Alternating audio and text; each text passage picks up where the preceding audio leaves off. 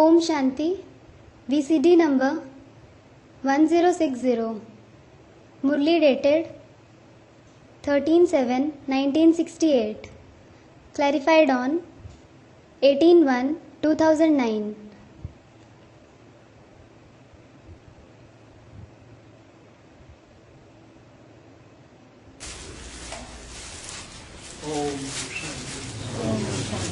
रात्रि क्लास चल रहा था 13 जुलाई 1968। Om Shanti, the night class dated 13th July 1968 was in progress. पहले पेज के मध्यांश में बात चल रही थी।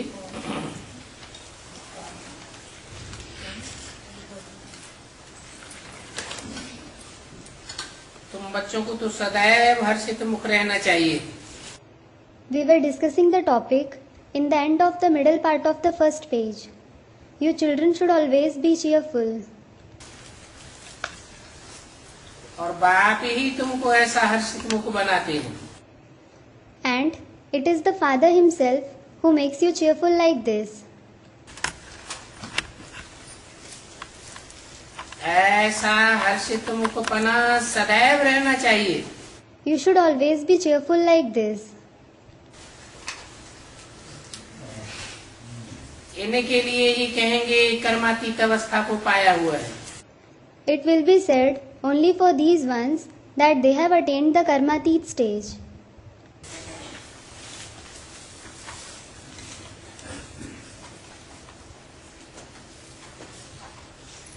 कोई भी प्रकार का दुख व विषाद की रेखाएं या वाइब्रेशन या दृष्टि मात्र से भी दिखाई न पड़े। There shouldn't be any trace or vibration of any kind of sorrow or sadness. It shouldn't be visible even through the eyes.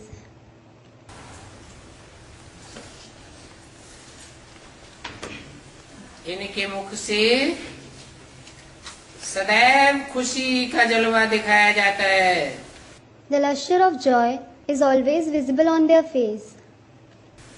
इनके मुख से, On whose face? Lakshmi Narayan के मुख से। Lakshmi Narayan.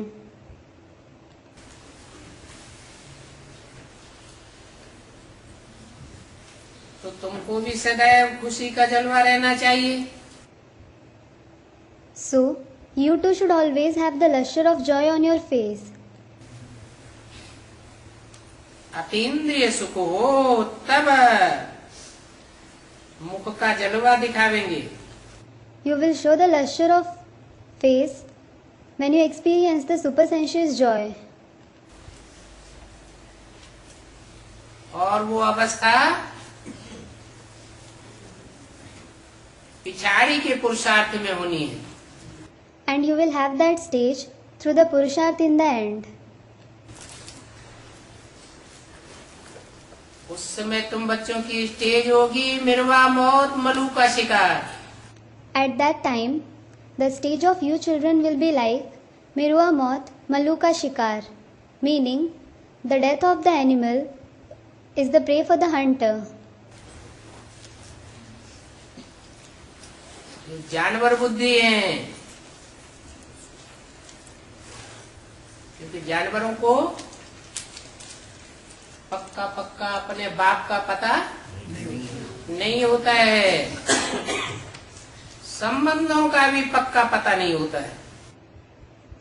Those who have an animal-like intellect, it is because animals don't exactly know about their father. They don't exactly know about their relations either.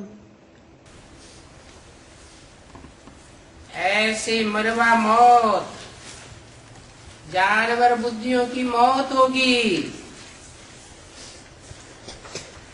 और तुमको शिकार मिल जाएगा। Such animals will die, meaning those with an animal-like intellect will die, and you will get the prey. तुम तो बहुत खुश होते रहेंगे। You will certainly keep becoming very happy.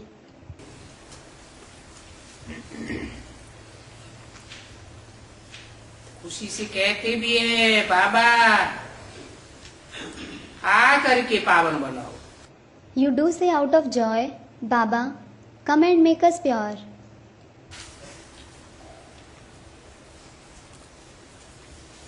ऐसे नहीं कहते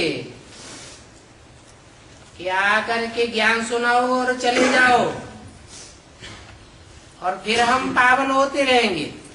नहीं, You don't say, come, narrate the knowledge and go away, and then we will keep becoming pure. No. आकर के पावन बना कर जाओ। You say, come and go after making us pure. जरूर पतित शरीर खलास होगा। Certainly, the impure body will be destroyed.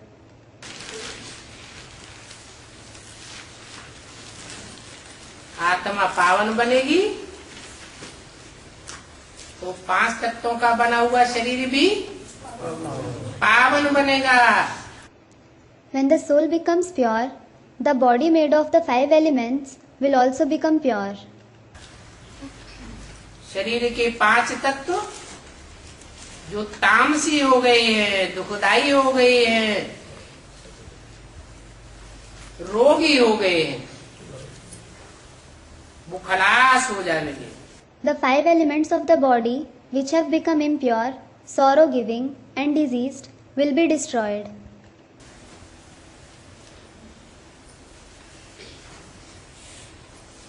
इसके लिए कालों के काल को बुलाते हो। You call the death of the deaths for that.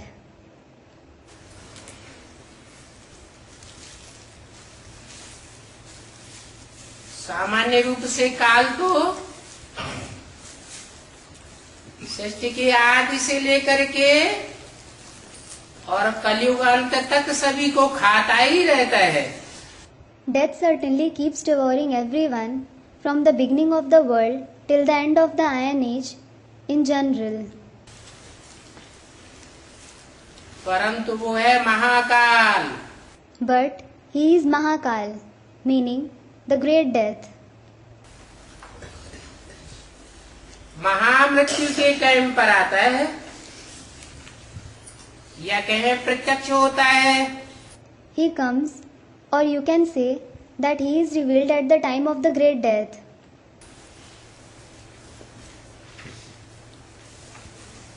उसको कोई काल खा नहीं सकता। Death can't devour him. एक तो होता है हद के शरीर को काल खाता है। One thing is death devouring the physical body. और दूसरा होता है And the other thing is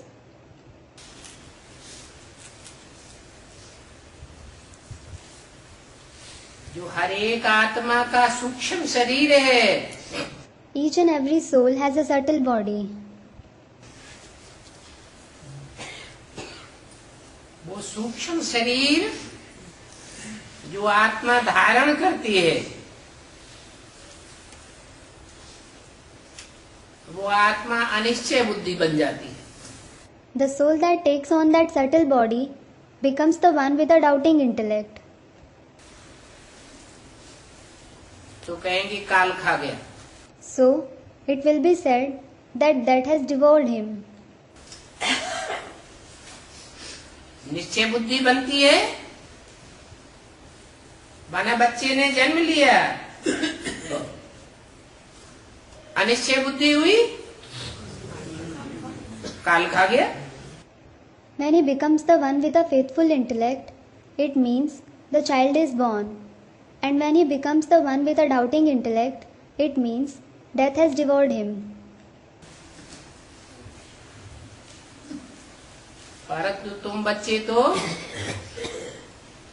कालों के काल को बुलाते हो।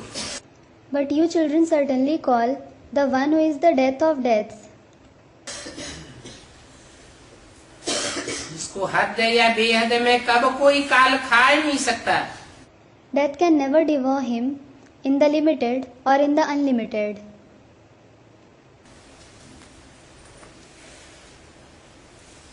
वो कभी भी अनिश्चय बुद्धि हो नहीं सकता। He can never have a doubting intellect.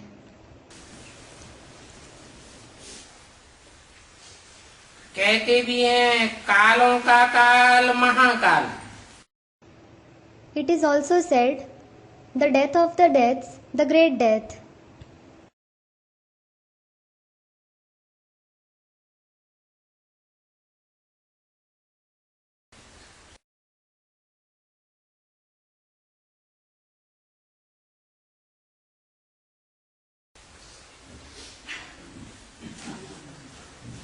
यादगार में शिव का मंदिर भी बनाते हैं।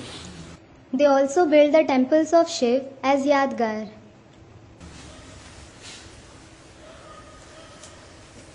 और साथ में महाकाल का भी मंदिर है। And there is also the temple of Mahakal along with that. परंतु अर्थ नहीं समझते हैं। But they don't understand its meaning.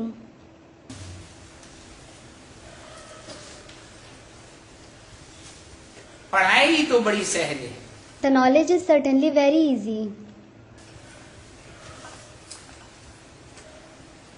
ये पढ़ाई बड़ी ते बड़ी भी है और सहज ते सहज भी है।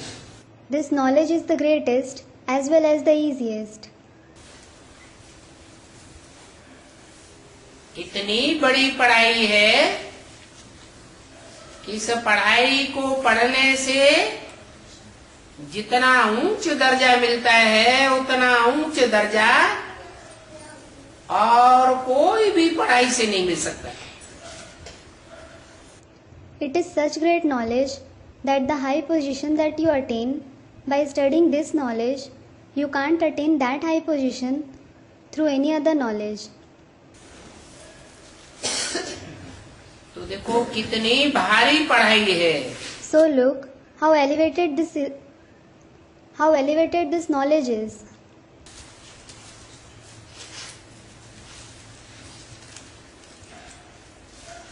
और ये पढ़ाई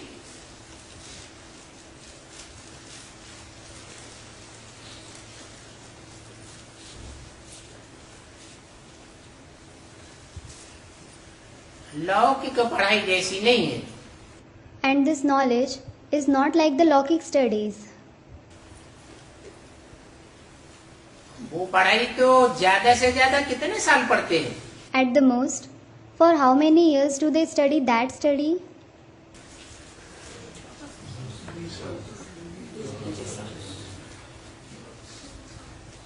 एमए करेंगे तो 16 साल। They take 16 years if they study MA, that is, Master of Arts. फिर और ऊंची डिग्री लेंगे तो 2-5 साल और लगेंगे। Then it takes another 2 to 5 years if they have to take an even higher degree. तो 20-22 साल पढ़ाई पढ़ते हैं। So they study for 20 to 22 years. और यहाँ तो चाहिए उसकी double. In fact, here you need double time when compared to that. क्या? What? 22 की डबल 40-44 साल पढ़ाई चाहिए। How much is the double of 22? Student, 44. 40 to 44 years are required for studies. और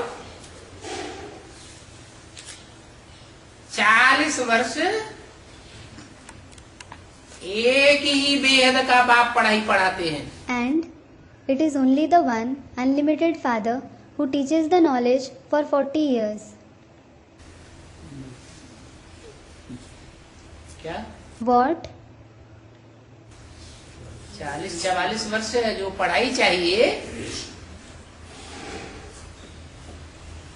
पढ़ाने वाला कोई दूसरा नहीं है, एक ही सुप्रीम टीचर है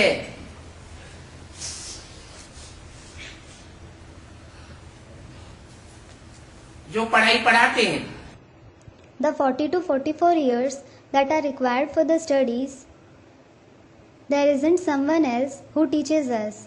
It is only the one supreme teacher who teaches us the knowledge. और वो ही सर्व का सदगति दाता है। And he himself is the one who brings about Sadgati to everyone.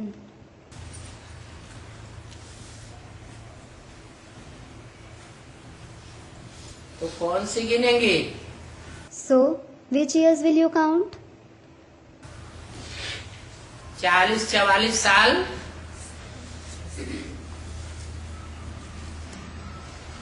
कौन से गिने जाएंगे? हैं? Which 40 to 44 years will be counted? Student, from 76.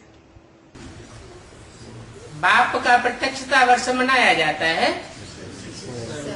76। 76 is celebrated as the year of revelation of the Father. और 76 में 40-44 वर्ष ऐड कर दो And add 44 years to 76. तो कितने हुए? So,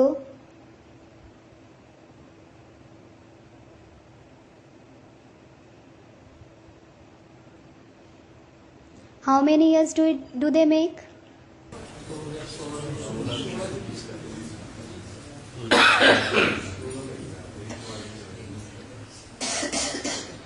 दो 2018-20 हुए। It is 2018-20.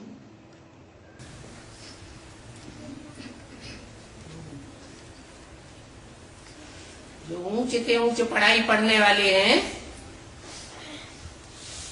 उनकी पढ़ाई इस टाइम तक पूरी हो जाती है। Those who study the highest of the high knowledge, their studies are completed by this time. उनका पद भी डिक्लेयर हो जाता है। Their position is also declared.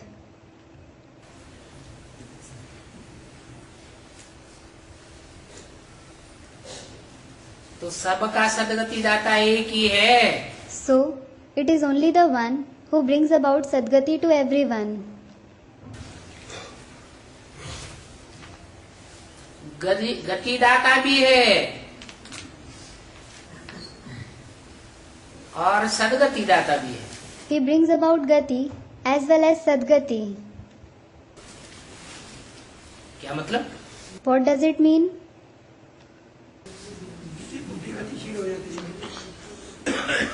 मन बुद्धि रूपी आत्मा को गति भी मिलती है, नहीं तो डल होकर के आत्मा पड़ी रहती है। Student, their intellect becomes dynamic. The mind and intellect like soul also becomes dynamic. Otherwise, it remains dull.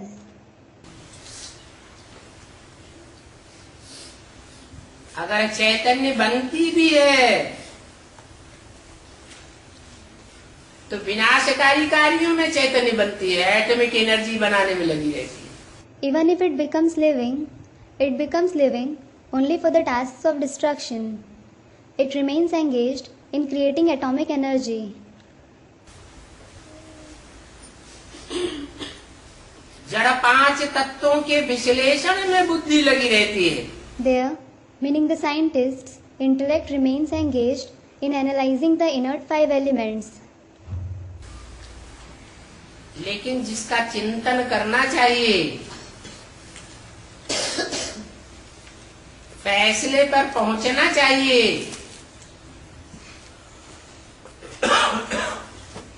वो फैसले पर पहुंचने वाली बुद्धि नहीं बनती। But their intellect doesn't think and reach the conclusion that it should. ऐसी बुद्धि को गति देने वाला एक ही बाप है। It is only the one Father who gives Gati to such intellect. और सदगति भी देते हैं। And he gives Sadgati as well. सद माने सच्ची। सच्ची क्या होती है? What does Sad means? What does Sad mean? True. What does true mean?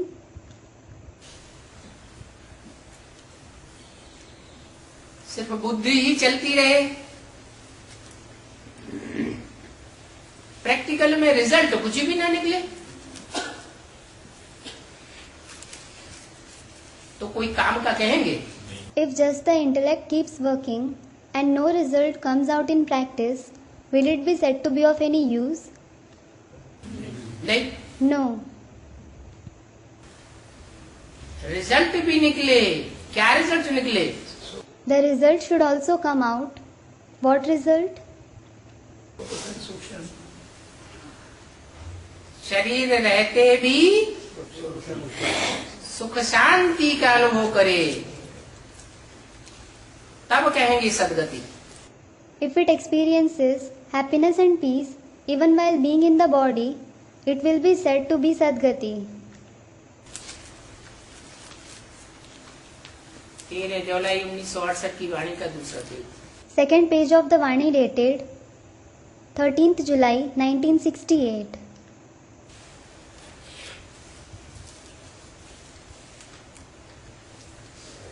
ऐसी सदगति देते हैं जो सभी की सदगति हो जाती है। He gives such Sadgati that everyone attains Sadgati. है? सभी की सदगति होती है Does everyone attain Sadgati?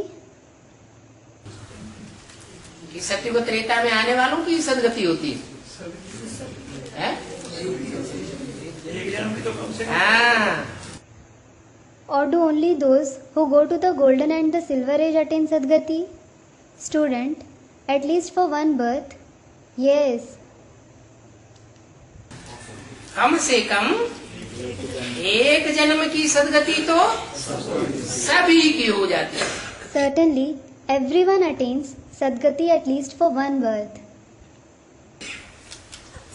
पहले जन्म में तो कोई ऐसी आत्मा नहीं है जो सुख ही सुख न भोगती हो, अथवा अंश मात्र भी दुख भोगती हो। There isn't any soul who doesn't experiences happiness and only happiness, or experiences even the slightest extent, or experiences sorrow even to the slightest extent in the first birth.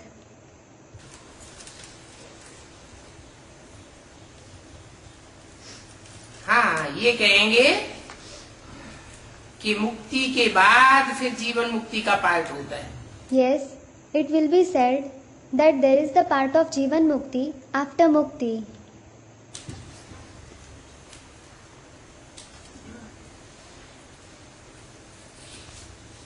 वो है सर्व का सदगति दाता।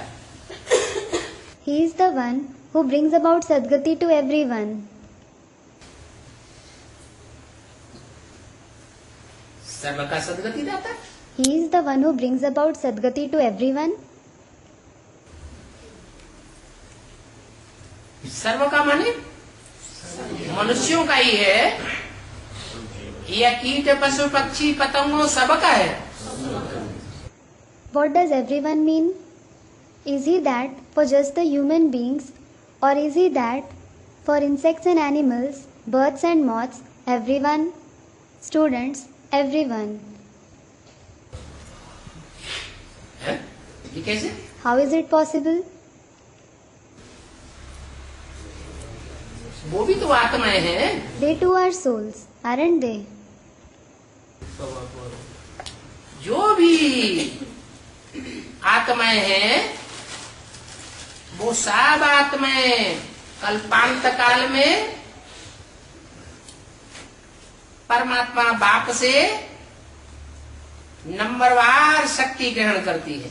All the souls assimilate power from the Supreme Soul Father number-wise at the end of the cycle. जिस शक्ति के लिए आज के गुरु लोग कह देते हैं वो तो सर्वव्यापी है। The Gurus of today say for that power, He is omnipresent. बाप सर्वव्यापी है या उसकी स्मृति की शक्ति सर्वव्यापी है? Is the Father omnipresent, or is His power of remembrance omnipresent? वो शक्ति सर्वव्यापी है। That power is omnipresent.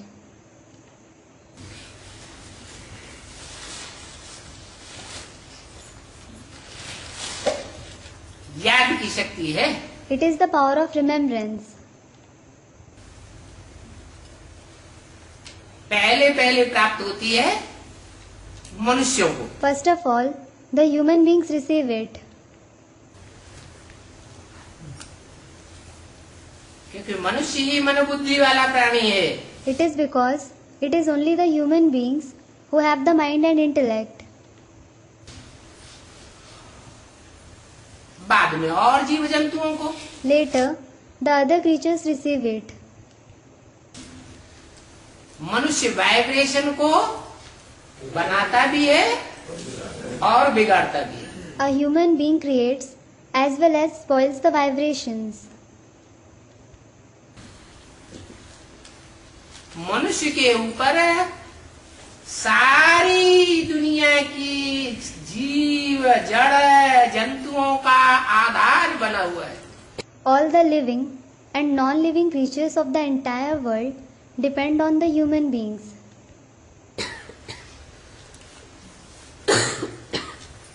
मनुष्य सुधरता है तो सारी दुनिया सुधर जाती है। When the human beings reform, the entire world is reformed. मनुष्य बिगड़ता है तो 5 तत्व भी बिगड़ जाते हैं।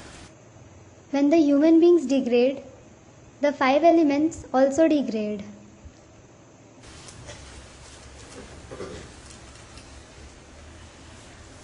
तो देखो, बाप सिर्फ गति नहीं देते हैं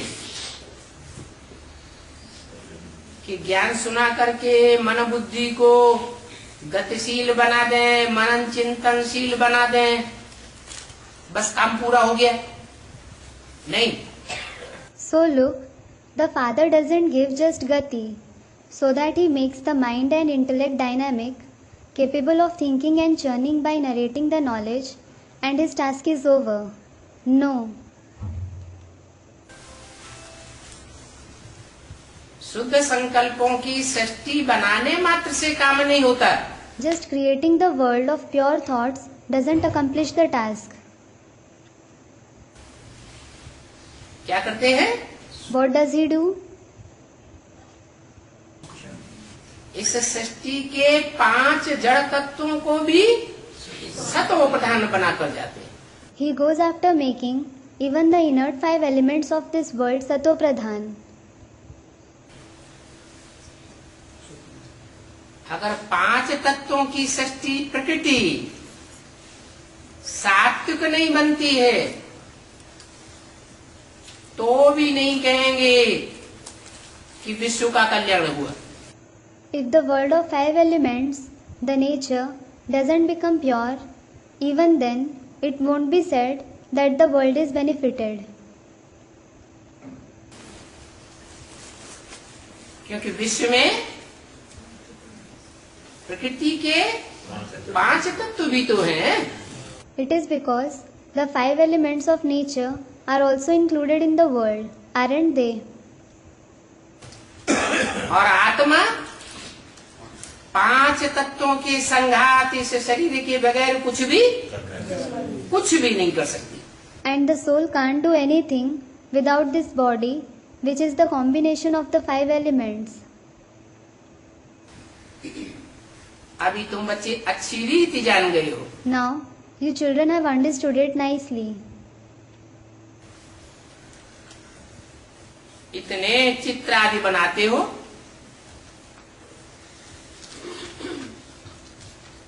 बुद्धि तो चलती है ना। You make so many pictures, etc. Your intellect certainly works, doesn't it? मनन चिंतन मंथन तुम्हारा चलता तो है ना। You certainly think and churn, don't you? धीरे धीरे झाड़ बढ़ता जाएगा। The tree will go on expanding gradually. कौन सा झाड़? Which tree?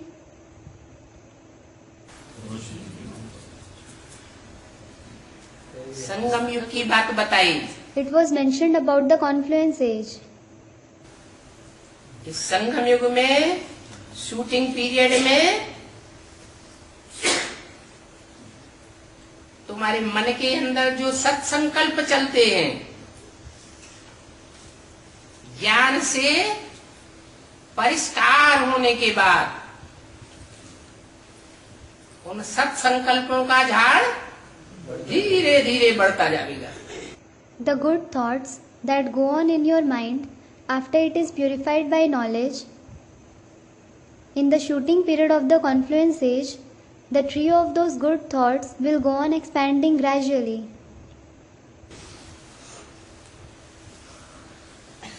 बच्चों को भी शौक तो होता है ना। Children certainly have this desire, don't they?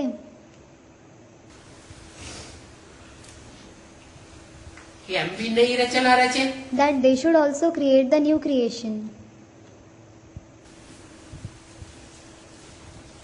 Brahma बाप तो माँ बाप है ही। The Father Brahma is certainly the mother and the father. उनके लिए तो भले गायन है शास्त्रों में, ब्रह्मा ने संकल्पों से सृष्टि रची, परंतु बच्चों को भी शौक होता है। Though it is praised for him in the scriptures, Brahma created the world through thoughts. Children also have this desire. तो बच्चों को हद में नहीं ठहर जाना चाहिए। So, they shouldn't be stuck in the limited. क्या? What? बुद्धि कैसी होनी चाहिए? बेहद की विशाल बुद्धि होनी चाहिए। How should their intellect be? Student, unlimited. It should be unlimited and broad.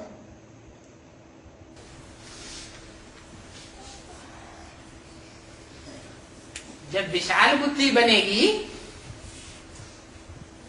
तो बच्चों को अंदर से डर नहीं रहेगा। When their intellect becomes broad, they won't have fear within them. कहेंगे बाबा हमको कहाँ भी सर्विस पर भेज दो। They will say, Baba, send us anywhere for service. दुनिया के कोई भी कोने पर भेज दो। You may send us in any corner of the world.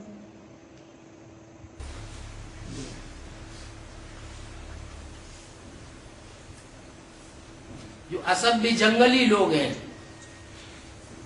उनके बीच में भेज दो। You may even send us among the uncivilized and wild people. उनको डर आवेगा? Will they, meaning the children, be frightened? नहीं आवेगा। They won't. सदैव तैयार रहना चाहिए। You should always be ready. इस बात के लिए For what? ईश्वरीय सेवा पर जाने के लिए सदैव तैयार रहना चाहिए। You should always be ready to go for Ishwariya service. क्यों? Why? क्योंकि तुम रूहानी मिलिट्री हो ना। It is because you are the spiritual military, aren't you? रूहानी मिलिट्री के वॉरियर को मार्शल से डायरेक्शन मिले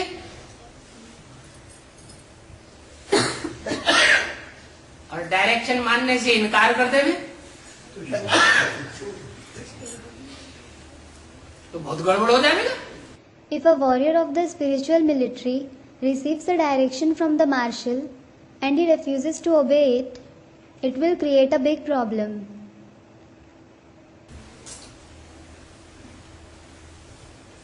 तो बेहद की बुद्धि बनाना चाहिए। You should make your intellect unlimited.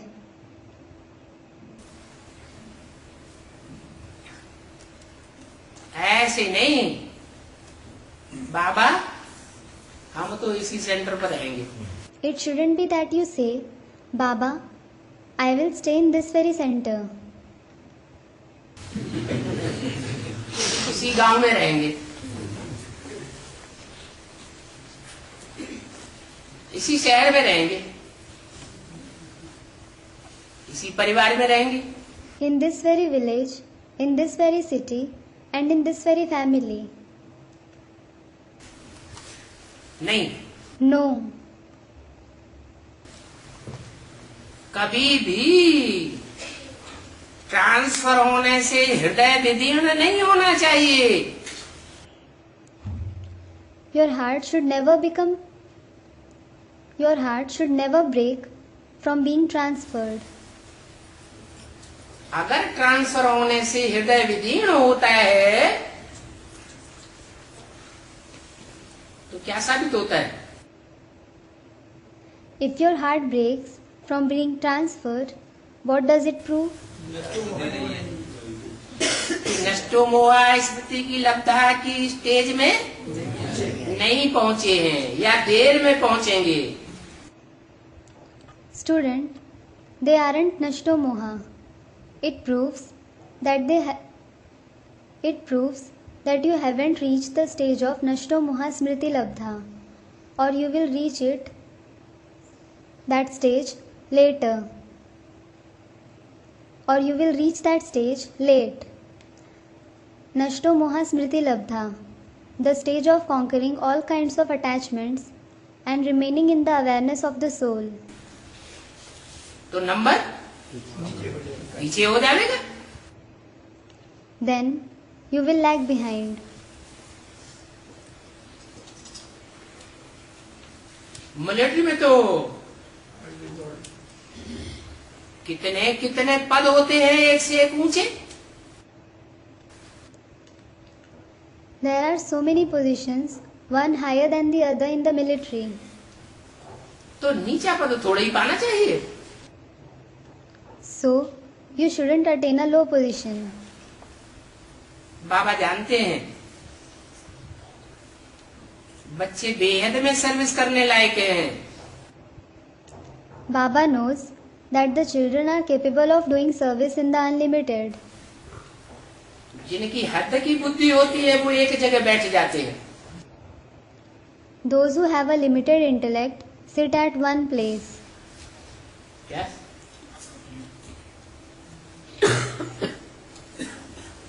BK में क्या हुआ? What happened in BK, meaning Brahma Kumaris? है? 3 महीने के बाद फिर वही। Student, they come back at the same place after 3 months.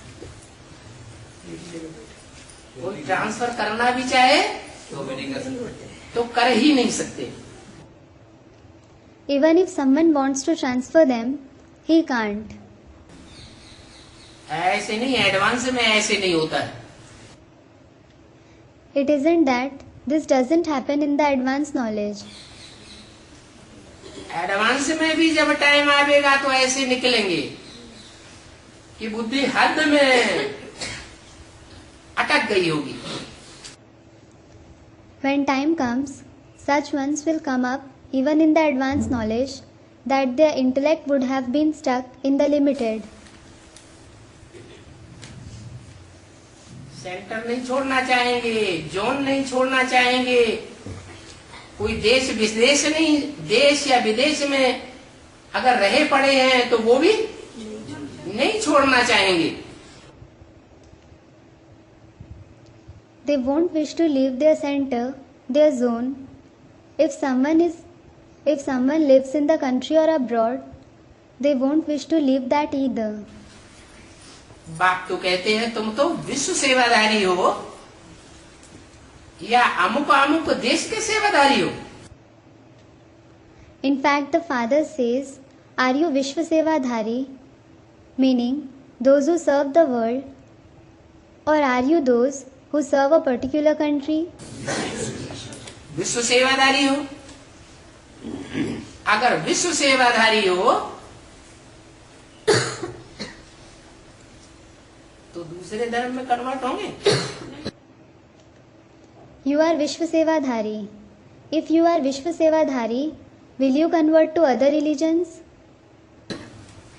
है? जो दूसरे धर्म में कन्वर्ट हो जाते हैं वो फिर उस धर्म खंड के कहे जाते हैं.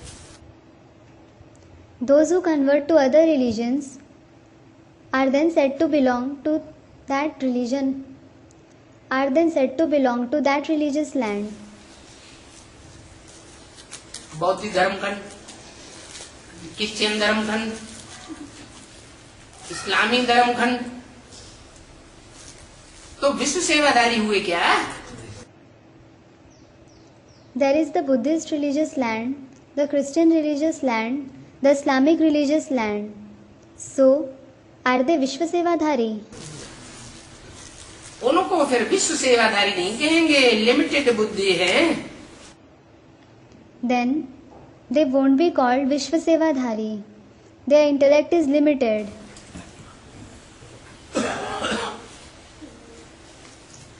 कोई कहेंगे बाबा यहां नहीं, मैं यहां जाऊंगा. If someone says, Baba, I won't go here, I will go there. तो बाबा समझ जाते हैं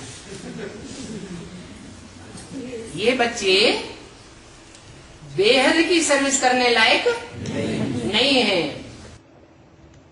So, Baba understands that these children aren't worthy of doing the unlimited service. इनकी बुद्धि कहीं हद में ठहर गई है. Their intellect is stuck somewhere in the limited. भगवान कहे और बहाना बता देवे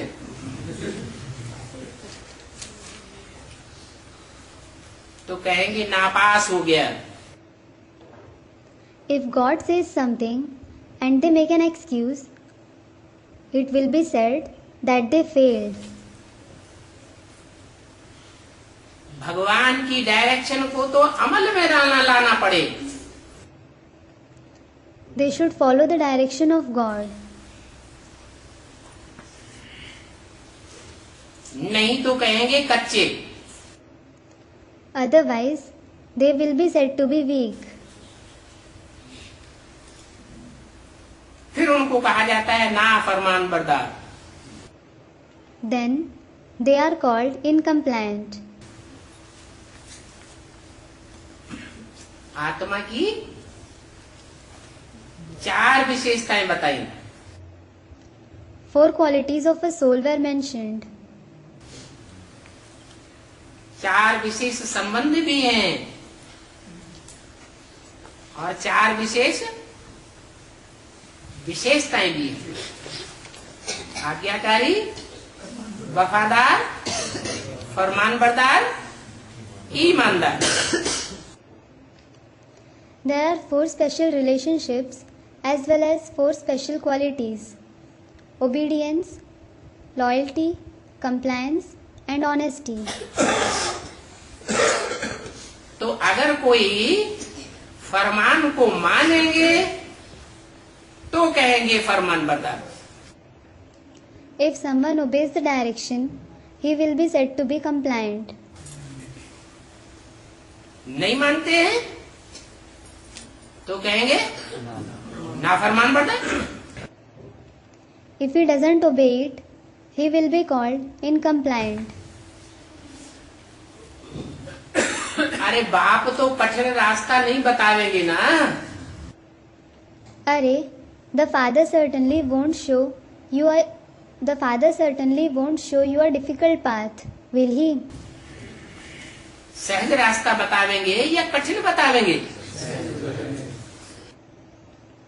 Will he show you an easy path or a difficult path? Student, easy.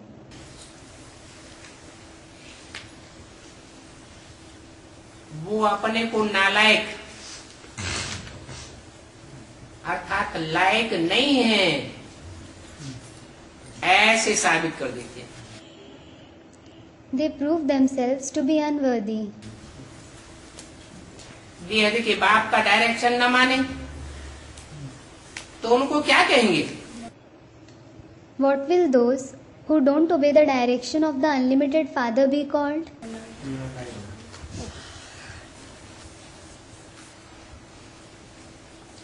ऐसे भी अव्वल नंबर वाले बच्चे हैं, उनको कहां भी जाने के लिए कहो तो चले जाएंगे। There are even such number one children who will go anywhere you ask them to go. कोई ऐसे भी हैं जो फिर जाने में खिचखिच करते रहेंगे। There are such ones as well who will grumble to go anywhere. Direction आज मिलेगा और 6 महीने तक खिचखिच करने के बाद फिर जाएंगे। If they receive the direction today, they will grumble for 6 months and then go. अरे बेहद के बाप की आज्ञा तो जरूर माननी चाहिए। Arey, you should definitely obey the order of the unlimited Father. बेहद का बाप बेहद का वर्षा देते हैं ना। The unlimited Father gives the unlimited inheritance, doesn't he? हद के बाप की आज्ञा तो उल्लंघन करते हैं, परंतु बेहद के बाप की आज्ञा तो कभी भी उल्लंघन नहीं करनी चाहिए। You disobey the order of the unlimited Father, but you should never disobey the order of the unlimited Father. परंतु ये तो राजाई स्थापन हो रही है। However, the kingship is being established. राजधानी स्थापन हो रही है। The capital is being established. राजधानी में ऊंचते ऊंच पद वाले भी चाहिए और नीचते नीच चांडालों के दास दासी होते हैं, वो भी चाहिए। Those of the highest position as well as those of the lowest position, those who are servants and maids of Chandals, are also required in the capital. राजधानी में तो राजा प्रजा से लेकर सब बिचौलिए सारे होते हैं। There are those of all kinds of positions, from a king to subjects, and everyone in the capital. तो कम पद वाले भी चाहिए। So, those having a low position are also required. कहाँ मालिक, कहाँ साहूकार प्रजा, और कहाँ एकदम कम पद पाने वाली प्रजा। There is a lot of difference between the master, the wealthy subjects, and the subjects who attain the lowest position. कौन? Who? Das. Servants and maids. उनमें भी 2 categories. There are 2 categories even among them. एक राजघराने के दास दासी और दूसरे प्रजावर्ग के दास दासी। One category is of the servants and maids of royal family, and the second category is of the servants and maids of the subject category.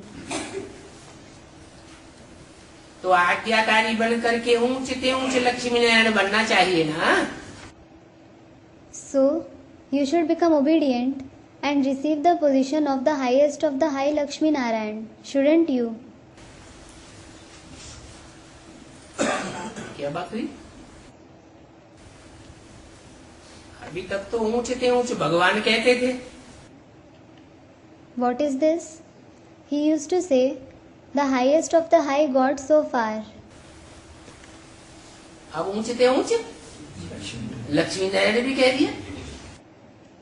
Now, he has also said, the highest of the high Lakshmi Narayan. क्या मतलब है इसका? What does it mean? ये सकल सृष्टि में तो उसके ऊपर लक्ष्मी क्योंकि लक्ष्मी नारायण के भी ग्रेड्स हैं। It is because there are grades of even Lakshmi Narayan. जैसे क्रिश्चियंस में king Edward first second third माने जाते रहे, ऐसे ही लक्ष्मी नारायण की भी डायनेस्टीज होती हैं, नंबरवार। For example, there have been King Edward the First, the Second, and the Third among the Christians. Similarly, there are number-wise dynasties of Lakshmi Narayan too.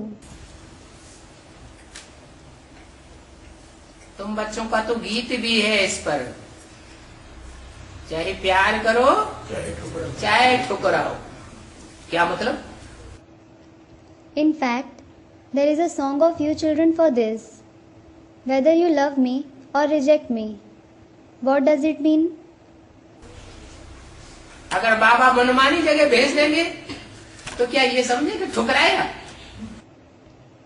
If Baba sends you anywhere he wants, will you think that he rejected you?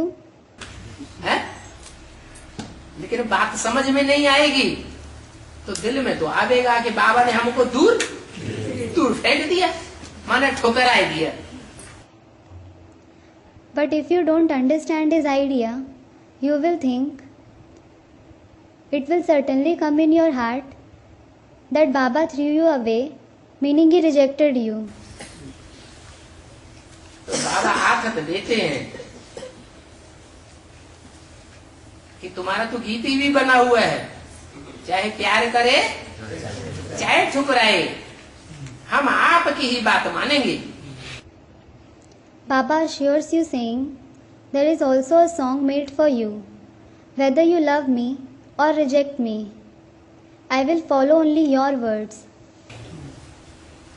और बेहद के बाप की बात मानने में तो कल्याण ही कल्याण होगा, अकल्याण की तो बात है ही नहीं।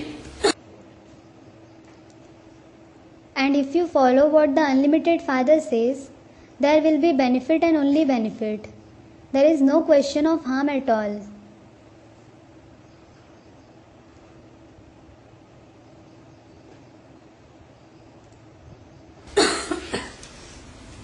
बाप आए हैं विश्व का मालिक बनाने के लिए। The Father has come to make you the master of the world. क्या? What? कोई क्रिश्चियन खंड का मालिक बनाने के लिए नहीं आए हैं, या बौद्धिक खंड का मालिक बनाने के लिए नहीं आए हैं। He hasn't come to make you the master of some Christian or Buddhist land. सारे विश्व का मालिक बनाने के लिए आए हैं।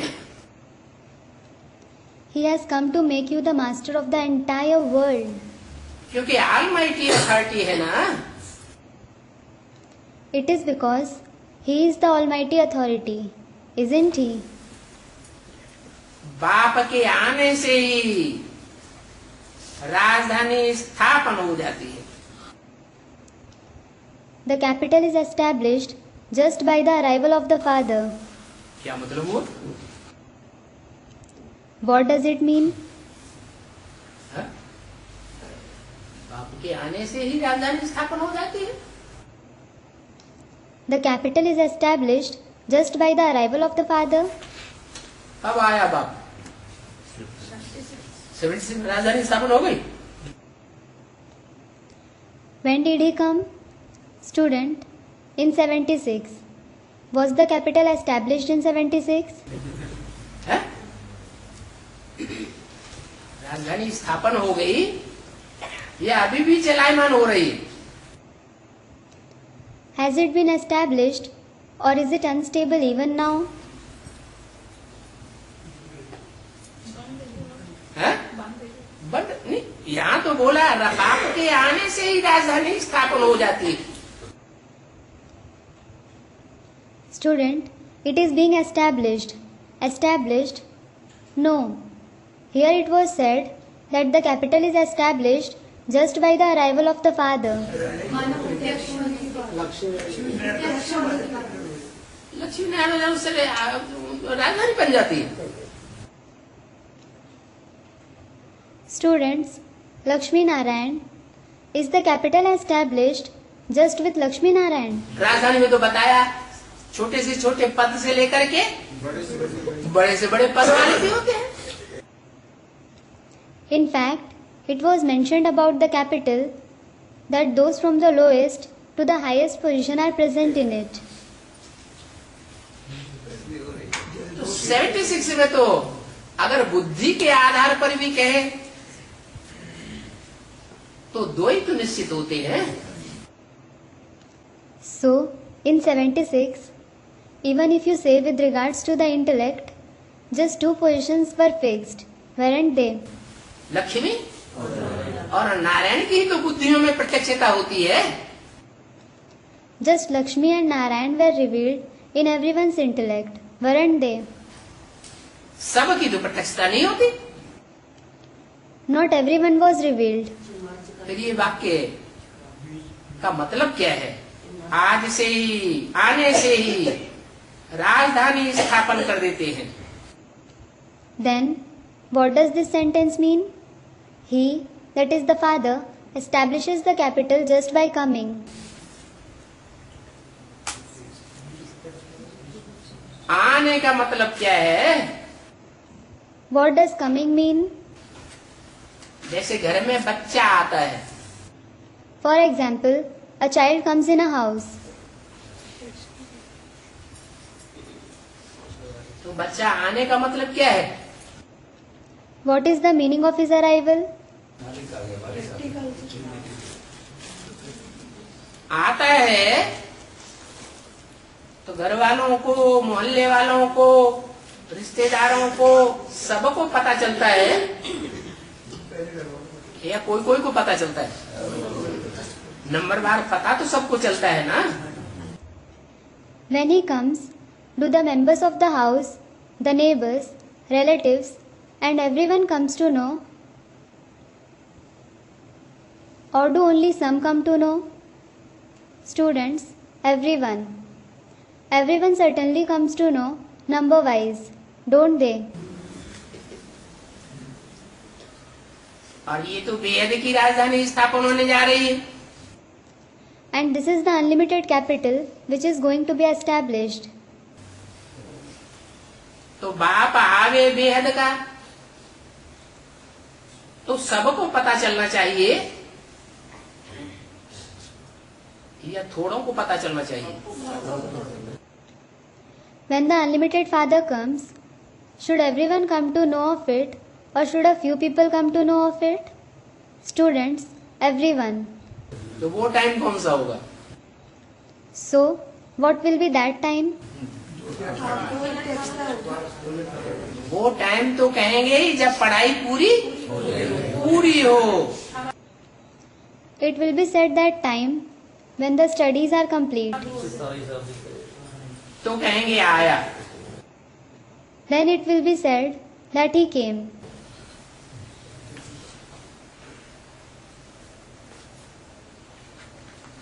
बाप के सिवाय और कोई राजधानी थोड़ी ही स्थापन करते हैं। No one else establishes the capital except for the Father.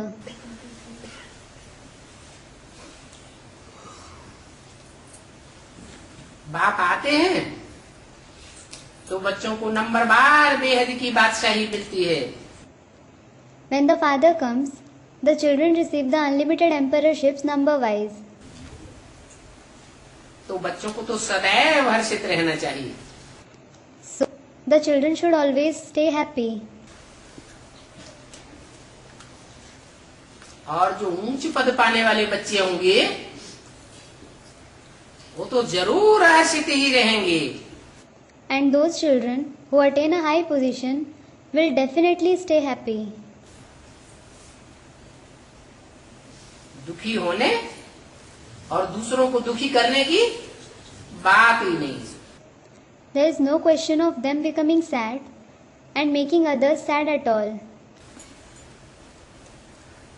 जो तमो प्रधान आत्मा होती है जन्म जन्मांतर की वो खुद भी दुखी होती है और दूसरों को भी दुखी करती है। A soul who is tamo pradhan for many births himself becomes sad and also makes others sad. तो देखो बड़ी भारी स्कॉलरशिप मिलती है। So look, you receive a very big scholarship. और बच्चों को ही ये स्कॉलरशिप मिलती है ना। And the children themselves receive it, don't they? तो इसमें पुरुषार्थ करना है। So you should make purusharth for it. पक्का पुरुषार्थ कौन सा है? What is the main purusharth? किस बात का है? Of what? है? याद कर। Of remembrance. पक्का पुरुषार्थ करें कि हम बाप की ही याद में रहें और कोई की याद ना आने पावे। You should make firm purusharth to remember only the Father and no one else. भक्त लोग कहते हैं जब मौत हो तो गंगा का तट हो। The devotees say, when we die, there should be the bank of the Ganges. क्या मतलब? What does it mean? जो भक्ति मार्ग में बात बनाई है वो कहाँ की यादगार है? The belief that they have in the path of bhakti is the yadgar of which time? जरूर इस संगम युग की ही यादगार है। Students, the confluence age. It is definitely the yadgar of this very confluence age.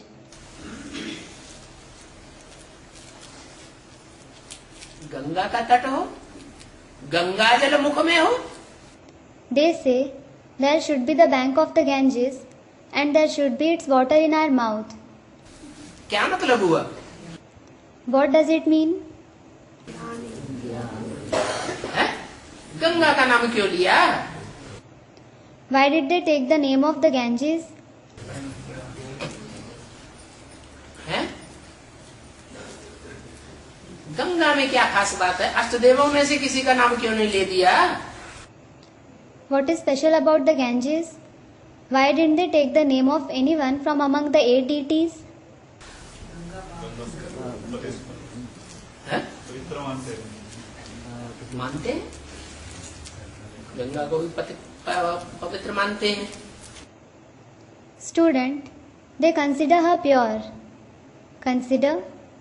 They consider Ganga to be pure. फिर भगवान को भी पतित पावन मानते हैं।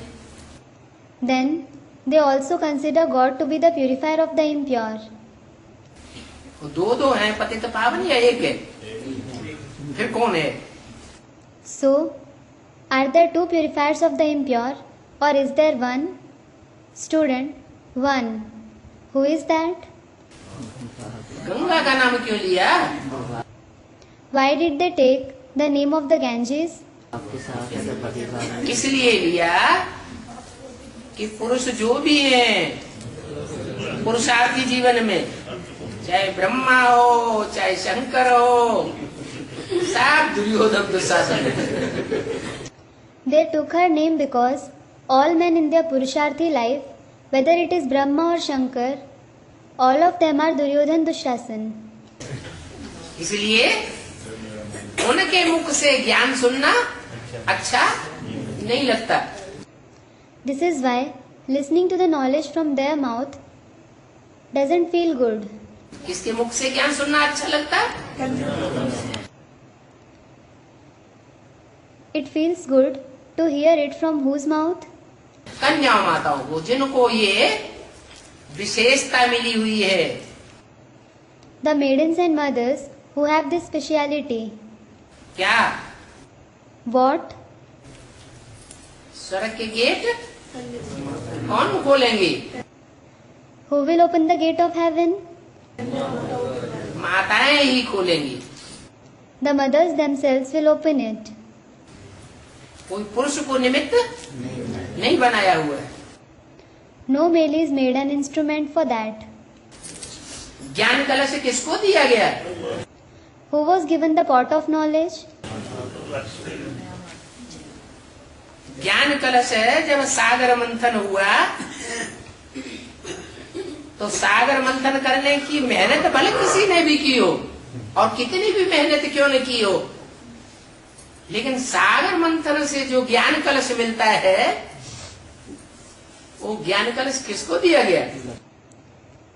When the ocean was churned, the pot of knowledge, no matter who did the hard work of churning the ocean, and no matter how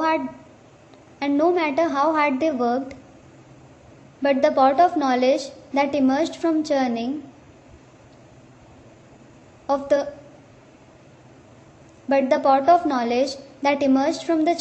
ocean, who was given that? माता को दिया गया। The mother was given that. तो कोई तो shift होगी। So there will certainly be some speciality in her. माता को ही क्यों दिया गया? Why was it given only to the mother? क्या शिफ्ट होती है? What is her speciality? Purity की जो ताकत है जो भारत माताओं में होती है वो और माताओं में नहीं होती। The power of purity that the mothers of Bharat have, the other mothers don't have it. तो भक्त लोग जो कहते हैं गंगा जल मुख में हो, So the devotees say there should be the water of the Ganges in our mouth. वो कहाँ की बात है? Where is it about? कि अंत समय में जब जीते जी मरने का टाइम आए उस समय ज्ञान गंगा का जल हमारे मुख में हो।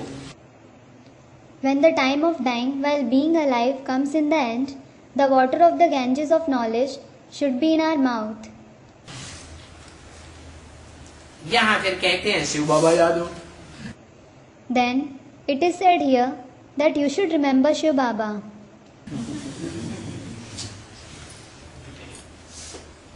शिव बाबा तो याद हो, लेकिन शिव बाबा जो है वो भी असली रूप में सदाकाल कब याद आवेगा? You should certainly remember Shiv Baba, but when will you be able to remember him forever in the actual form? है?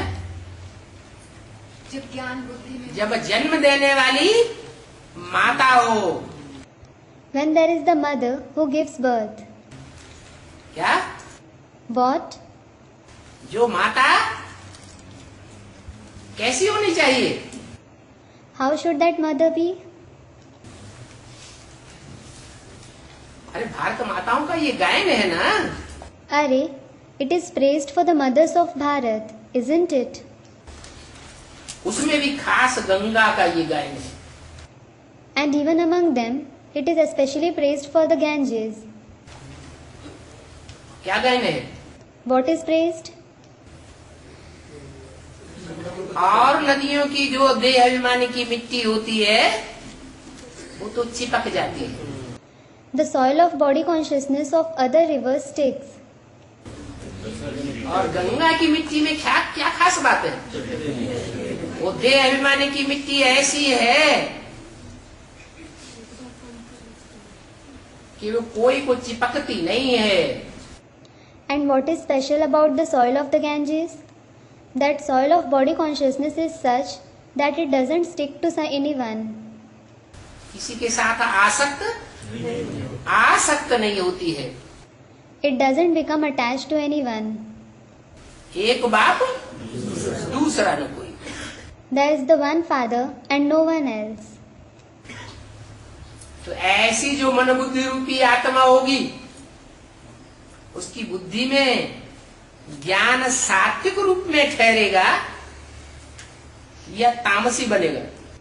So, such a soul in the form of the mind and intellect, will the knowledge sit in a pure form in her intellect or will it become impure? सात्विक रूप में ठहरेगा। it will sit in her intellect in a pure form. तो एक बाप के सिवा और कोई याद ना आवे। So, you shouldn't remember anyone else except for the one father. सबसे ममत्व तोड़ देना चाहिए। You should break your attachment with everyone.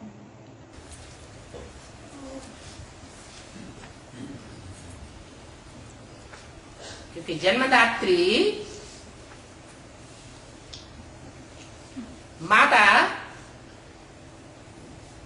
वो पवित्र होगी तो दूध पीने वाले बच्चे भी पवित्र बुद्धि बनेंगे। If the mother who gives birth is pure, the children who drink milk from her will also have a pure intellect. और संग तोड़ एक संग जोड़ना है। You should break the company with others and join the company of the one.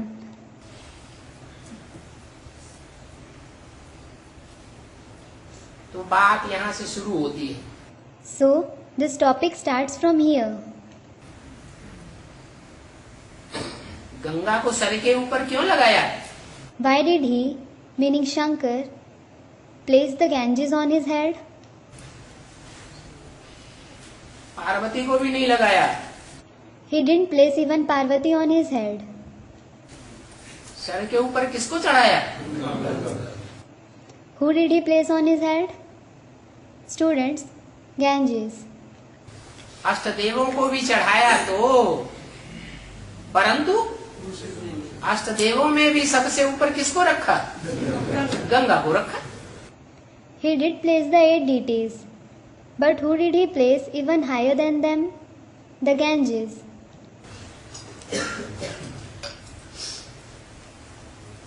तो एक में बुद्धि लगी हुई होने के कारण ये विशेषता आ जाती है। So, this speciality comes in her because her intellect remains engaged in the one. पुराने से तोड़ और नए से जोड़ना है। You should break your connection with the old one and make it with the new one. नया संबंध, नई दुनिया। There should be new relationship and the new world.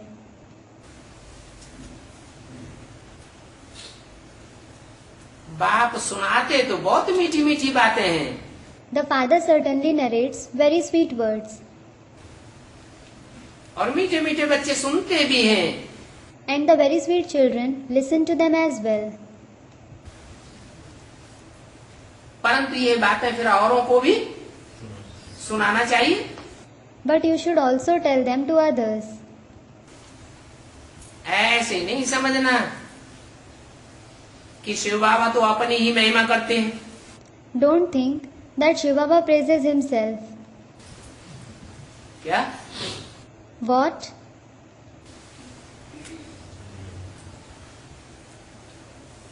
Shiv बाबा अपनी ही महिमा करते हैं कि कन्याओं माताओं को आगे रखते हैं?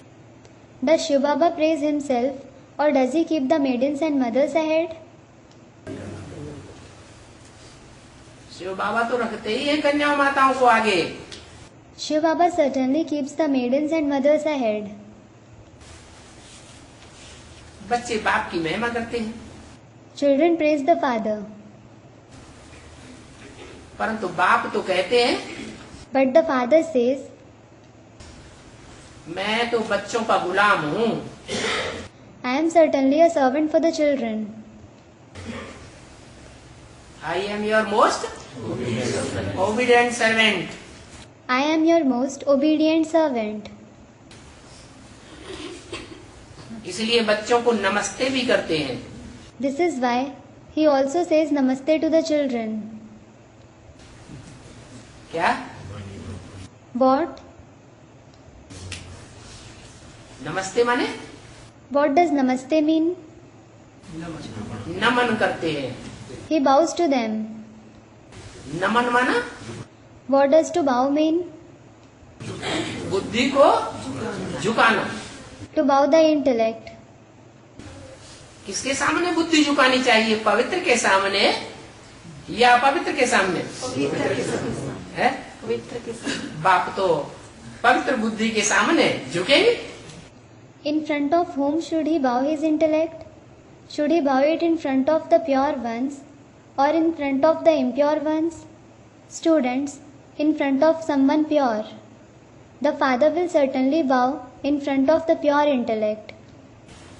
अपवित्र के सामने तो झुकने वाले नहीं है। He is certainly not going to bow in front of the impure intellect. तो नमस्ते करते हैं ना। So, he says namaste, doesn't he? तो देखो बाप कितना निरहंकारी निराकारी गाया हुआ है। So look, the father is praised as so egoless and incorporeal. Drama का पार्ट है। It is his part in the drama. ऐसा पार्ट बाबा ने अनेक बार कल्प कल्प बजाया है। Baba has played such part many times, cycle after cycle,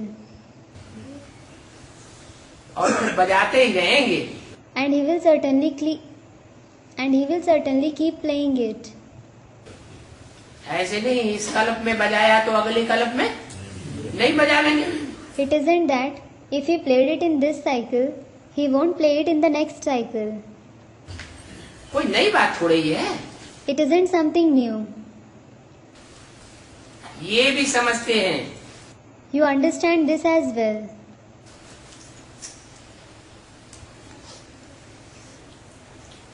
भक्ति की बढ़ोतरी नहीं करना चाहिए। You shouldn't let bhakti prosper.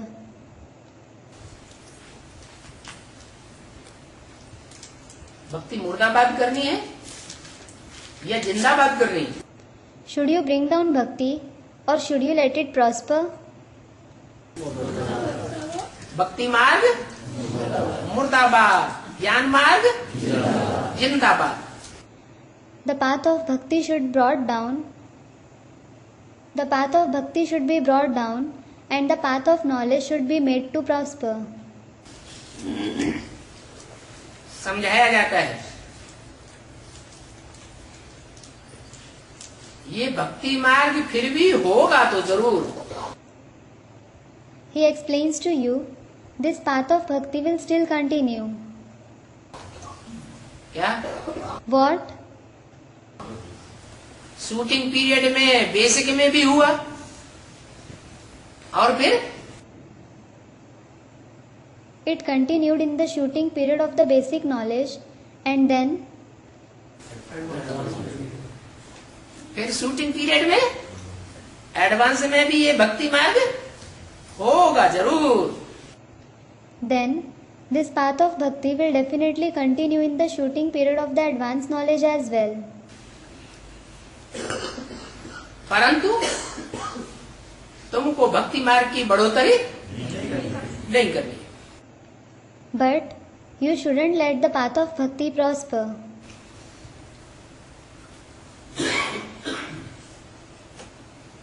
हाँ, ये भी कहते हैं कि आखिरी बाप आकर के भक्ति मार्ग से निकाल कर तुमको ज्ञान मार्ग में ले जाएंगे जरूर।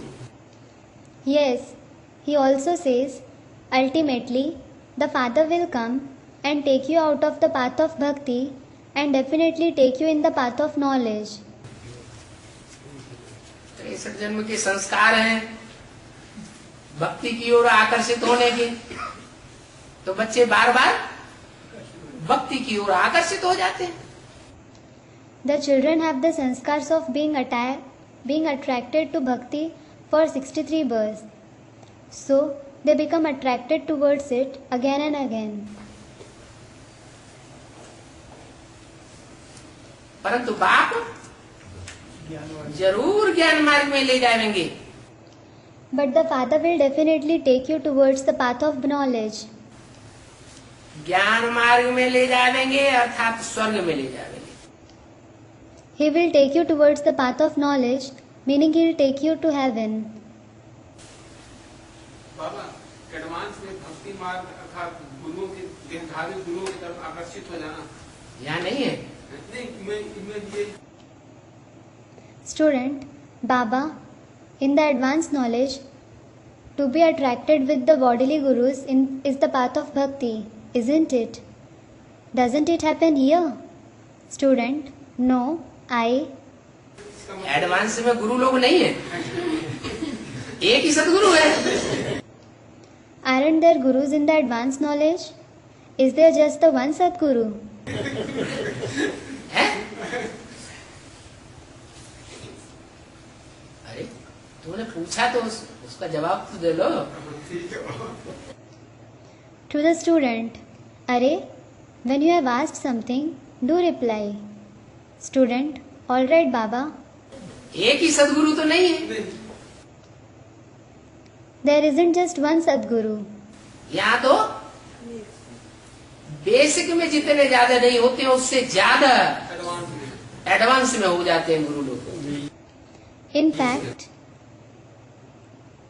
there are more gurus in the advanced knowledge compared to even the basic knowledge. क्योंकि ये बीज हैं। It is because these are the seeds. बीज माने What does seed mean? बीज माने बाप। Seed means the father. Basic में बाप नहीं है, There aren't fathers in the basic knowledge. वो तो आधारभूत जड़ें हैं। In fact, they are the supporting roots. आधार हैं, माताएं हैं, और यहाँ है बाप। तो ज्यादा पावरफुल कौन है? They are the base, the mothers. And there are fathers here. So, who is more powerful? Student, father. ये बाप समान बच्चे हैं। These are the children who are equal to the father. तो यहाँ भगवान भी ढेर के ढेर बन करके बैठ जाते हैं। So, there are many who even sit as God here. ये खेल है। This is a play. परंतु इसमें तुम बच्चों के लिए घाटे की बात नहीं है। But in this, there is no question of incurring a loss for you children. ये सन्यासी जो घर बार को छोड़ देते हैं वो तो है ही निवृत्ति मार्ग वाले। These sannyasis who leave their household are certainly those who follow the path of renunciation. चाहे बेसिक में हो और चाहे एडवांस में हो। Whether they are in the basic knowledge or in the advanced knowledge. तो उनसे मेहनत करना तो फालतू है। So, it is useless to toil after them. क्या? What? ज्ञान की मेहनत करना, उनको बाप का परिचय देना पूरा, ये तो फालतू है। It is useless to make the effort of giving the knowledge and the complete introduction of the Father to them. खींच खाच के उनकी बुद्धि में बैठा भी दिया कि बाप आया हुआ है, तो भी अंत में क्या करेंगे? Even if you make it sit in their intellect that the Father has come, what will they do in the end? अंत में धोखा फिर भी दे देंगे। Nonetheless, they will deceive you in the end. बाबा ने इस तरह से सूर्यवंशी कराओ तो सारे धोखा दे देंगे। हैं? सूर्यवंशी कराओ सारे धोखा दे देंगे। आप अपने को सूर्यवंशी समझो ना। Student, Baba, in this way, everyone except for the Suryavanshis will deceive the Father. Sarcastically, consider yourself to be a Suryavanshi. Won't you? आपको दूसरे क्यों याद आते हैं? परचिंतन पतन की जड़। Why do you think about others? Thinking about others, parchintan, is the cause of degradation, patan.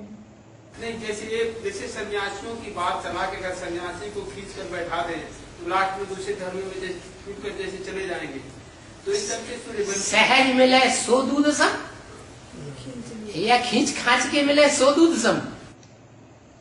Student, no. Just like it was being discussed about the sannyasis, even if you forcibly make it sit in their intellect, they will break and go to the other religions in the end. So, the Suryavanshis is something equal to milk if you get it easily, or is it equal to milk if you get it forcibly? Everyone easily. तो बाबा तो बोलते हैं तुम 2 शब्द सुना देंगे और तुम्हारे कुल के जो होंगे हाँ वो तो फट से पकड़ लेंगे। So, Baba certainly says, if you narrate 2 words to someone, they will catch it immediately if they belong to your clan. तो तुम्हें सहज मिलते हैं, तुम्हारे कुल के तुम्हें सहज मिलेंगे या कठिनाई से मिलेंगे? हैं? सहज मिलेंगे। Do you find them easily? Will you find those of your clan easily, or will you find them with difficulty? Student, easily. You will find them easily. तो पहले शिव के भक्तों को समझाना चाहिए। So, first of all, you should explain to the devotees of Shiv. तुम देवताओं के भक्तों को भी समझा सकते हो। You can also explain to the devotees of deities. उनकी बुद्धि में जल्दी बैठेगा। It will sit in their intellect quickly. इनकी बुद्धि में बुद्धि में जल्दी बैठेगा। In whose intellect? Student, the deities. Will it sit quickly in the intellect of the deities? सतयुग का सेकंड नारायण होगा या सेकंड नारायण से लेकर के 8वां नारायण बनने वाला होगा। ब्राह्मणों की दुनिया में वो मौजूद होगा कि नहीं? वो ब्राह्मण होगा कि नहीं? है? ब्राह्मण होगा। The second Narayan of the golden age, or those who become Narayans from the second Narayan to the 8th Narayan, will he be present in the Brahmin world now or not? Student, he will. Will he be a Brahmin or not? Student, he will. He will be a Brahmin. तो ब्राह्मण से देवता बनेगा कि नहीं सतयुग में? So, will he become a deity from a Brahmin in the golden age or not? है? देवता तो बनेगा। He will definitely become a deity. तो उन देवताओं को नहीं समझा सकते हो। So, can't you explain to those deities? है?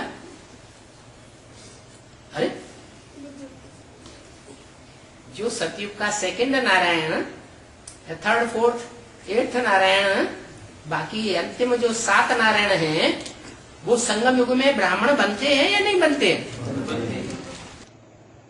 Array, the 2nd, 3rd, 4th and 8th Narayan of the golden age, do rest of the 7 Narayans who come afterwards become Brahmins in the confluence age or not?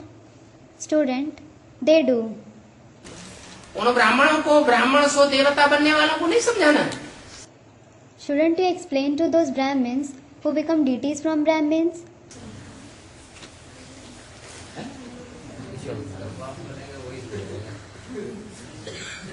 अरे वो भी कच्चे ब्राह्मण है या पक्के ब्राह्मण है? Array, are they too weak Brahmins or firm Brahmins? Students, weak Brahmins. ब्राह्मणों की तो 9 कुरियां होती हैं। In fact, there are 9 categories of Brahmins. जैसे 9 धर्म हैं नंबरवार, वैसे ब्राह्मण की कुरियां भी 9 हैं। Just like there are 9 religions number wise, similarly there are 9 categories of Brahmins. तो जो कच्चे ब्राह्मण होंगे वो कच्चे देवता होंगे या पक्के देवता होंगे? So, Those who are weak Brahmins, will they become weak deities or form deities? कच्चे देवता बनेंगे। They will become weak deities. और यहाँ कच्चे देवता में ब्राह्मण बनेंगे तो अंत में क्या करेंगे? And if they become weak Brahmins here, what will they do in the end? अंत में क्या करेंगे फिर? कन्वर्ट हो जाएंगे। What will they do in the end then? They will convert. जो एक बाप है उसको भूल जाएंगे। They will forget the one father. तो बाबा ने क्या झूठा बोल दिया कि देवताओं के भक्तों को भी समझा सकते हो? Did Baba lie saying, you can also explain to the devotees of the deities? है? अरे देवता कहा ही उनको जाता है जो पूरे 84 जन्म लेने वाले हों। Arey, only those who have the complete 84 births are called deities. सतयुग का सेकंड नारायण ही बल क्यों न हो, उसका तो एक जन्म कम हो जाए, वो पक्का देवता कहाँ है? Though he is the second Narayan of the golden age himself, he will fall short of one birth. He isn't a form deity. तो कच्चा है। In fact, he is weak. हमको भी कन्वर्ट कर देगा। He will even convert us.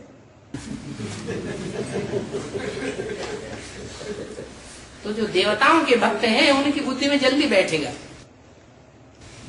So, it will sit quickly in the intellect of the devotees of the deities. बाप फरमान करते हैं, मीठे मीठे बच्चे मैसेज पहुंचाते रहो। The father orders, very sweet children, keep delivering the message.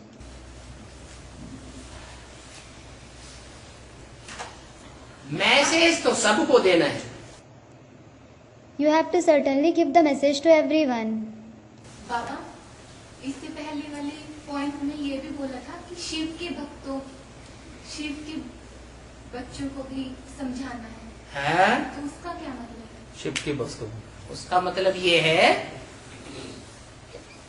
कि शिव ज्योति बिंदु जो है वो ज्ञान मार्ग स्थापन करने आते हैं या भक्ति मार्ग स्थापन करने आते हैं?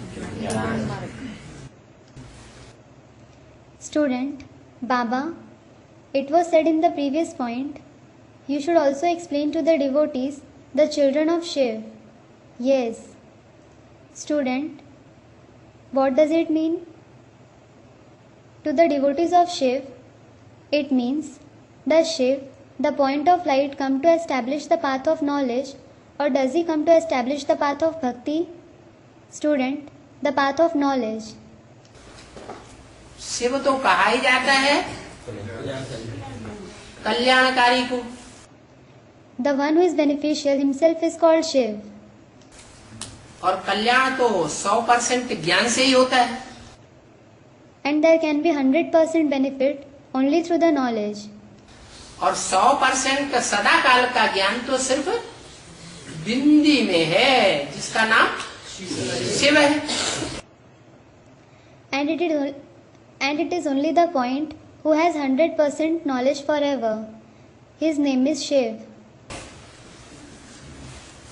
तो जो बिंदी के भक्त हैं उनकी तो बात है ही नहीं। So, it certainly isn't about the devotees of the point at all. क्योंकि बिंदी का कोई भक्त होता ही नहीं। It is because there is no devotee of the point at all. भक्त किसके होते हैं?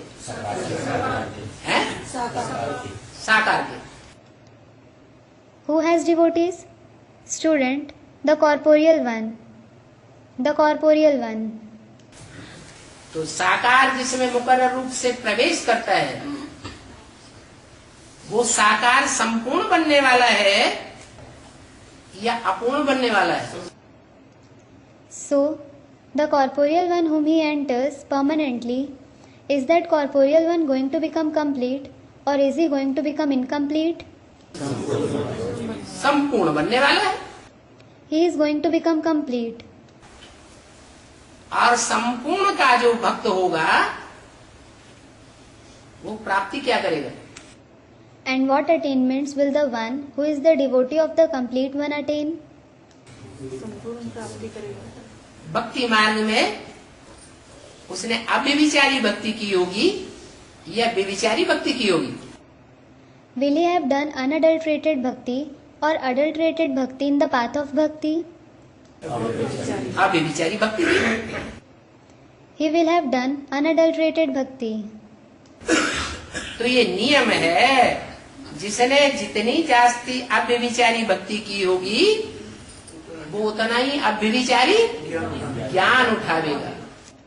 So, this is a rule. The more someone would have done unadulterated bhakti, the more he will grasp the unadulterated knowledge. जिसने जितनी व्यभिचारी भक्ति की होगी उतना व्यभिचारी ज्ञान उठा, एक से नहीं उठावेगा। The more someone would have done adulterated bhakti, the more he will grasp the adulterated knowledge. He won't take it from the one. वो अनेकों से ज्ञान उठावेगा। He will take the knowledge from many. इसलिए अंतर पड़ जाता है। This is why it creates a difference. तो एक के जो भक्त हैं वो शिव के भक्त नहीं है, किसके भक्त हैं? So, those who are the devotees of the one aren't the devotees of Shiv. Whose devotees are they?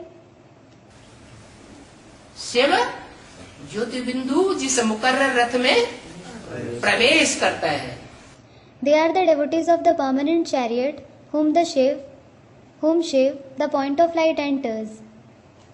उसके भक्त भी बनते हैं, उसकी प्रजा भी बनती है। तो वारिसदार भी उसके बनते हैं। There are his devotees, subjects, as well as inheritors. तो वारिसदार तो ऊंची क्वालिटी के हैं ही हैं। So, the inheritors are certainly of a high quality. जो फर्स्ट जन्म की प्रजा होगी वो भी बहुत ऊंची कोटि की होगी। The subjects of the first birth will also be of a very high category.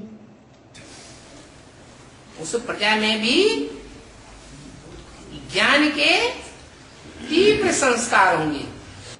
Those subjects will also have firm sanskars of knowledge.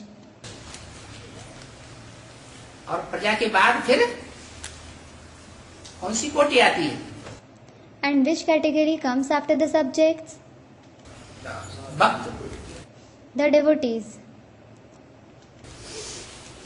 द्वापर युग से जो भक्त तैयार होते हैं वो भक्त भी बहुत श्रेष्ठ होंगे। The devotees who become ready from the copper age will also be very elevated.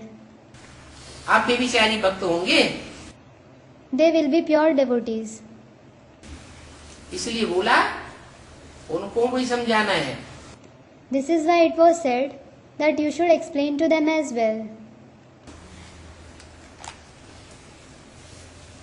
फिर मैसेज देने के बाद कोई को और डिटेल में समझाना है तो बल समझाओ। Then, if you want to explain to someone in more detail, you may explain to him after giving the message.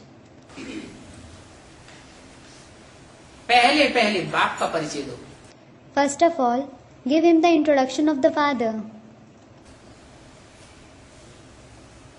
क्या What? डिटेल समझानी देना है, लेकिन पहले पहले बाप का परिचय दो। You do have to explain him in detail, but first of all, give him the introduction of the father. लौकिक पारलौकिक बाप की बात समझाओ। You should explain about the Laukik and the Parlokik father.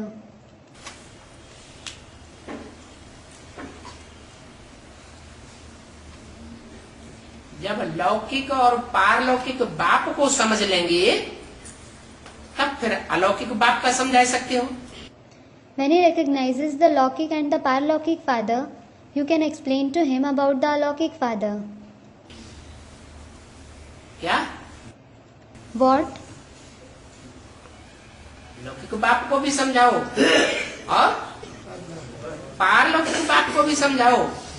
दो का बुद्धि में बैठने के बाद फिर अलौकिक बाप का भी समझा सकते हो। Explain to him about the Lokik as well as the Parlokik Father. When the introduction of both of them sits in his intellect, you can explain to him about the Alokik Father as well. क्योंकि अलौकिक बाप कौन से युग में होता है? It is because in which age is the Alokik Father present? संगम युग में होता है।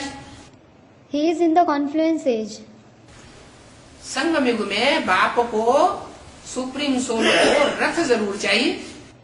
The Father, the Supreme Soul, certainly requires a chariot in the confluence age.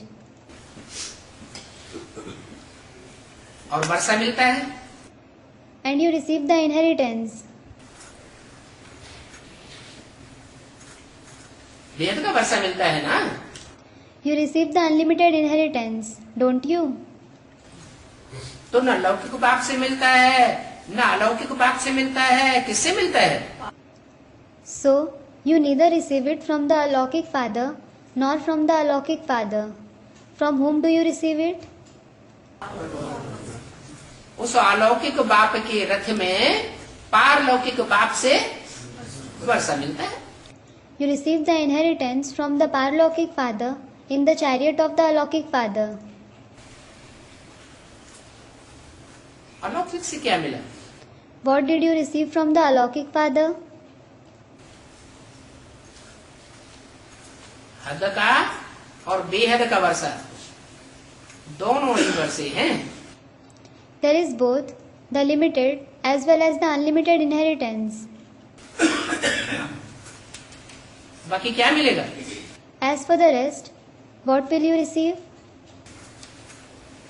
हाँ, पारलौकिक बाप का वर्षा अलौकिक बाप के द्वारा ही मिलेगा।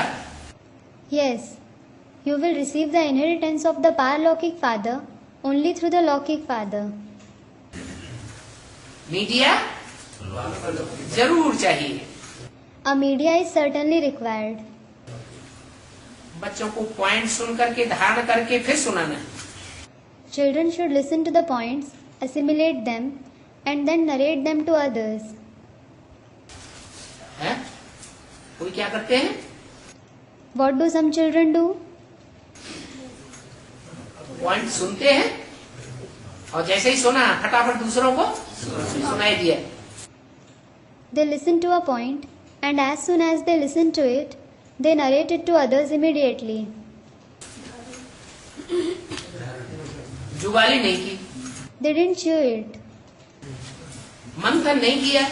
They didn't churn it.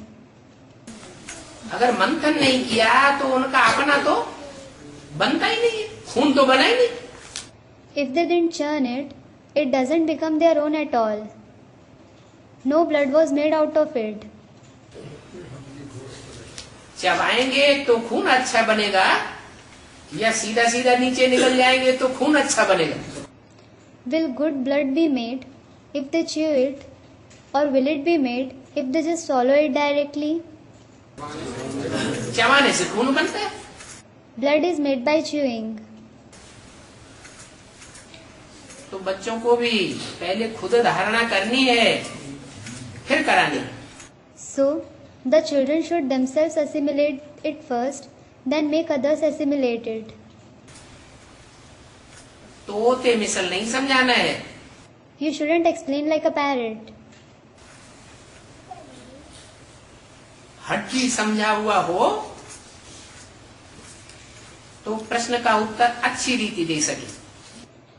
If someone has understood well, he can answer the questions nicely.